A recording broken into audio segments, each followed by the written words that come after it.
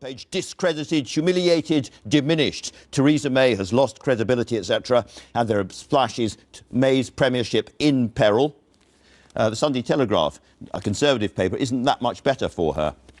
In office, but not in power, it says. A jibe famously used against John Major in the old days. The Sunday Times, 5 cabinet ministers urge Boris to topple May. And there he is, sniffing the air first thing in the morning, looking very excited. And the Mail on Sunday goes with that. Boris set to launch bid to be PM as May clings on. Now, Boris Johnson has replied to that in a word I probably can't use on a Sunday morning, but suffice it to say they're roughly spherical, and there are 2 of them. And then Sunday Express, again, another strongly Conservative paper. May's toxic aides resign. And finally, the Sunday Mirror has that big interview with Jeremy Corbyn, but it's also got the Top Gear crash, the hideous Top Gear crash, from which Richard Hammond walked away apparently virtually unscathed. His miracle escape, they call that. So let's start off, Toby, with the Boris Johnson story, all over the Mail on Sunday.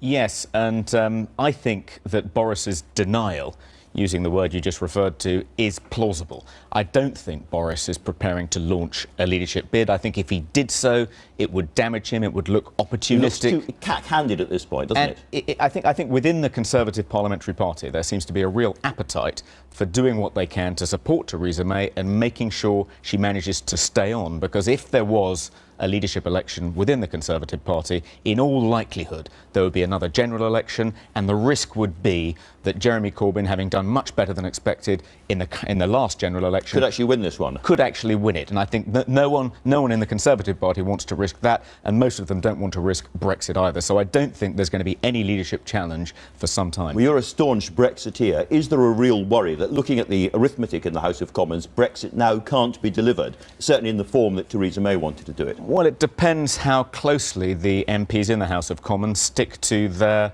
manifestos. I mean, let's not forget that more than 80% of the British population have just voted for 2 parties that want to take us out of the single market, out of the customs union, and want to end freedom of movement. There was some ambiguity when you talk to different on the Labour front side, benches. They often sung from different hymn sheets, but they've definitely said they want to end freedom of movement, and it's hard to see how you do that and remain in the single market. Only 11% of the British public actually voted for the pro-Remain parties, the SNP and the Lib Dems. So it doesn't seem to me that there is a mandate for a different kind of Brexit. So no immediate coup, George Osborne, but there is blood in the water and everyone can smell it.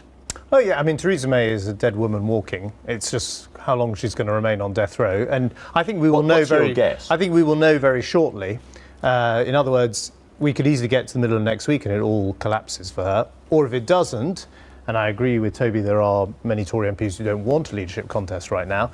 It'll be delayed, but be in no doubt. Look at this weekend. You've got the Leader of the Opposition coming on the programme as a sort of victor, and you've got the Prime Minister who's supposed to have won the election in hiding, and that speaks volumes about what's gone on in the election. And is there a small part of you enjoying being a newspaper editor who thinks, I'm reading all these accounts in the newspapers of who's the runners and riders to become next Prime Minister? If a certain MP for Tatton, one George Osborne, had stayed in the House of Commons, it could have been me!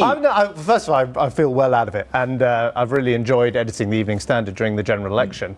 And, you know, look, I've been reading stories about Boris Johnson running a leadership campaign for years. In fact, he's in a permanent leadership campaign, so I'm not sure it qualifies as news. I'm not sure as a newspaper man I would put it on the front cover of my newspaper. You might be saying it was your London Evening Standard what won it, or at least what killed her off. Your paper has been pure poison against Theresa May. Been wonderful to read. Absolutely relished it with total joy. Day after day, attacks on Theresa May, and look at the result you've got. Now, what's so interesting to me about this? Why do you? I mean, I know she sacked you, but why do you hate her so much when she and Philip Hammond are following your economic policy down to the last minute? You know, 12 billion cuts of benefits, continuing cuts on health, education, and you know, let's look at reducing the size of the state in the Red Book, the same as yours, right down to 36% of GDP. They are Osbornites. So why do you hate them so much? First of all, I don't hate them. And the Evening Standard, you know, will attack left and right. You know, it will do with. I think some of the other newspapers, frankly, have dug themselves into positions, whereas the Evening Standard, I hope people are reading it, can see that there are challenges both to what the Jeremy Corbyn and the Labour Party are saying, and challenges to what Theresa May and the Conservative Party are saying. Dripping with personal bias. It's not. That is. Sorry, I completely reject that. You read our editorials, But you look at our news coverage. I read them with delight. Yeah, no, but we are. I am speaking, and the paper is speaking for a very consistent view, which is Britain should be an open, optimistic country, outwards looking to the world. We should be socially liberal, pro-business, economically liberal. And that is the position I advocated in government, and it is the position I've advocated as a newspaper editor. Amongst many Conservative activists, the view is that you have become the honourable member for Schadenfreude Central from the county of Embitteredshire. Well, that is, I'm sorry, you read the newspaper, and by the way, it recommended to its readers to vote Conservative. I think probably the only newspaper editor that went against probably what the majority of its readers were going to do. With enormous newspapers. No, precisely because I think these questions have to be asked in Britain today. And, you know, I think there's a big role for the media in doing what the country needs, which is providing strong analysis, hard facts. And look, I am someone who spent years getting the Conservative Party back into office, winning in seats like Bath, like in Brighton, like in Oxford West. And I am angry, like many Conservatives are, that we have gone backwards, that we seem to be undoing the good work of the last 10 years. And I'm not going to be afraid to say that. And you think that she's a dead woman walking. What did she say to you when she sacked you? She said I needed to get to know my party better. So she's got to know her party pretty well at the moment. Yeah. Speaking of which, there's lots of wonderful long reads in the papers today. Tim Shipman is probably the doyen of these kind of reports. Well, yeah, look, I think Tim is the guy you go to find out at the moment on a Sunday morning, you know, what's been going on, who said what to whom. And also, I should point out that, you know, I'm a great fan of the political cartoon. I've brought a great cartoonist to the Evening Standard, reintroduced the cartoon into my paper with Christian Adams. But, of course, Gerald Scarfe is a fantastic cartoonist and has a rather, you know, graphic picture of poor old Mrs May and Jeremy Corbyn relieving himself on her. That's British, you know, that's the tradition of that is the tradition of Gilray in the 21st century. And then, you know, Tim has all the inside recriminations that have now erupted inside the campaign, and you can see the kind of what's left of the Mayites trying to blame Linton Crosby. Well, you know, I worked with Linton Crosby on the 2015 general election, a very successful campaign, and Linton Crosby, Mark Textor, you know, they are professionals, and the idea that they're responsible for Mrs May's failure to communicate or the disaster in the manifesto strikes me as, you know, trying to blame other people for your own mistakes. Yes, and in the body of that, there's talk about the Boris Johnson machine starting to get going. As you say, it's always going. It's never not going. It's a permanent leadership campaign, my friend Boris. Yeah. But also some attacks on David Davis, who's perhaps a more plausible future leader. People saying he was responsible for calling this election. I mean, he tried to bully her, which I think is probably unfair. You know, look, I have been in my adult life both an advisor and a frontline politician, and you can't just blame the advisors. In the end, the only person who decides to have a general election is the Prime Minister. Yeah. And the only person who decides what's in the manifesto ultimately is the Prime Minister. So, look, I'm all for, you know, making sure you've got the best team around you, and there have been some changes in Downing Street, and there's a very smart new Chief of Staff, Gavin Barwell, who is widely liked across the Conservative Party, including by me. Okay. But, you know, I thought it was interesting, Tim's piece, you know, ends up reminding us what happened when Charles I, and I'm a history graduate here, Charles I fired Strafford, thinking that this would keep the dogs at bay. It didn't. And so, you know, back to death row. I also would just point out this one thing. The thing that has really made the Tory party cross is when Theresa May returned to Downing Street and never mentioned the many good MPs who had lost their seats, like Nicola Blackwood or Chris Hopkins or Simon Kirby. You know, the Tory party, and I was watching it as a Conservative Party member, absolutely furious that there was no acknowledgement of the suffering and the loss that had been caused. Absolutely. Polly, let's go to the Mirror interview with Jeremy Corbyn. A remarkable interview, actually, in many ways. Indeed it is. I mean, there is a man who is supremely confident, delighted with the result.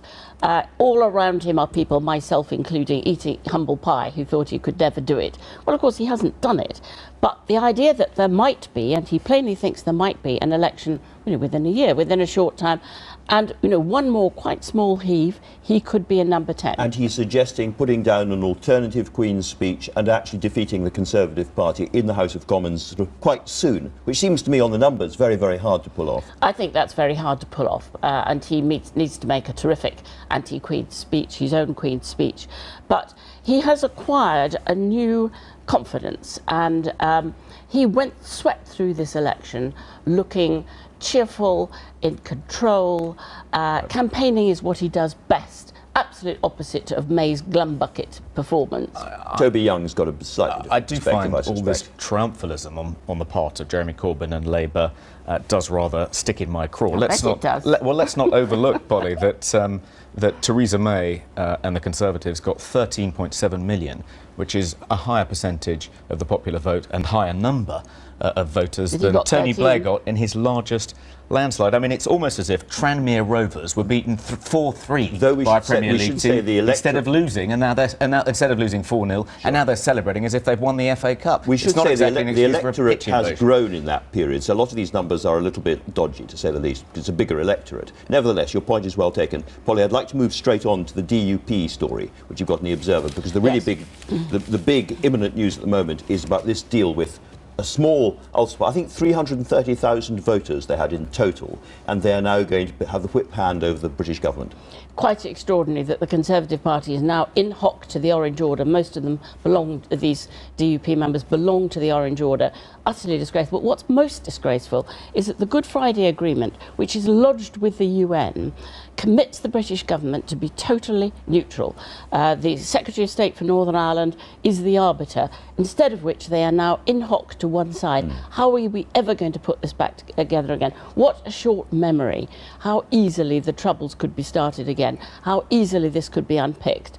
It is the most irresponsible bit of pure opportunism. Talking about short memories, you're overlooking the fact that Gordon Brown in 2008, in order to get an anti-terror bill through, which increased the number of days you can detain terrorists without trial to 42, relied on the support of the DUP and made a deal with the DUP. So Labour hardly has clean hands. Not in order to stay in power. He would have had to leave. Let me ask George Osborne. You spend a lot of time with David Cameron, quotes, detoxifying the Tory brand and taking the Conservatives in a more liberal direction. Are you concerned when you see them getting so close to a party that's got these very, very strong views on gay marriage, on women's rights, on abortion and other issues? Is this dangerous for the Tories? Obviously, I reject all of those views personally, but the Tory party doesn't have any options. That's the only way it can get a parliamentary majority, because no other party will deal with them. It's different from the situation in 2010 when I was negotiating a coalition with David Cameron, where we had the Liberal Democrats as a partner. But there is a big difference between a coalition and a supply and confidence arrangement. And let me explain, because this was something. Come on to that well, very briefly, you know, in 2010 we wanted a permanent arrangement that would secure a majority on everything we brought to Parliament. Supply and confidence means you're still basically at the whim on every vote of what the DUP decide to do. And a budget is not agreed by the DUP. All they'll agree to do is make sure that, you know, the government ticks over every year, and you have to then go and negotiate every line item of the budget with them. So, and you know, by the way, if they ever want to pull the confidence, they can do it and explain why. So it's a very unstable arrangement. All right, we're running out of time. We need to talk about Ruth Davidson, because that's the other big source of potential instability. Look, Ruth Davidson she's not a source of instability. Well, she is the on Brexit, she might be. She is the heroine in the party who, if she had not won seats in Scotland, with a much more open and optimistic conservatism than the National campaign was providing, then there would not be a Conservative government, and Jeremy Corbyn would be in Downing Street. But the interesting thing about her is she is now flexing her muscles, and I think the most significant thing she's flexing her muscles on is Brexit. Exactly. And this article in the Sunday Telegraph draws our attention to the fact she has said she now wants to prioritise the economy and free trade over immigration in the negotiations around Brexit. By the way, I completely agree with her that is the right approach. And if that's her view, I don't think there is a majority now in the House of Commons for the kind of hard Brexit that basically is a route to political ruin for the Tory party, but more importantly, is a real route to trouble for the country as a whole. And if the Ruth Davidsons of this world are starting to flex their muscles, that is, in my view, only a good thing.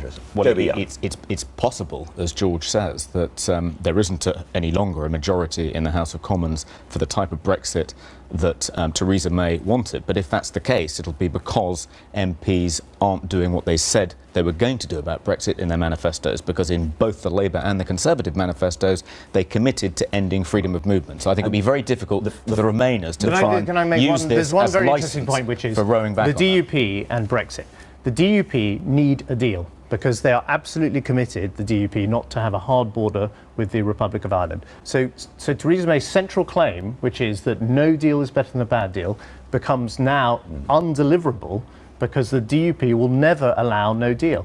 But it was always part of Theresa May's strategy to try and secure but now that claim that she can do no deal is blown apart because there's not a parliamentary majority for no deal. Now the DUP has the whip hand. This is completely fascinating. We're about to run out of time, however. We must mention Lord Heseltine has charged in, and he is now suggesting that the EU could offer Britain the kind of deal on immigration they wouldn't offer David Cameron, and we could therefore stay inside the EU. I agree with a lot of what Michael says today, and I wish he were right on this. My understanding, and my conversations with my colleagues in Europe, my former colleagues in Europe, I don't think they are going to offer this. What they will offer Britain, and I think what will now start to appear on the radar, is membership of the European Economic Area, a bit like Norway, and that is a sort of holding position, perhaps for a very long period of time, while Britain tries to work out what it wants out of the vote last year to leave the EU.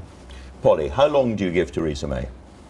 I don't think she can last a year. I think by the time we get to the Tory party conference, we're going to see a party in total disarray. We were all waiting for the Labour Party conference bloodbath.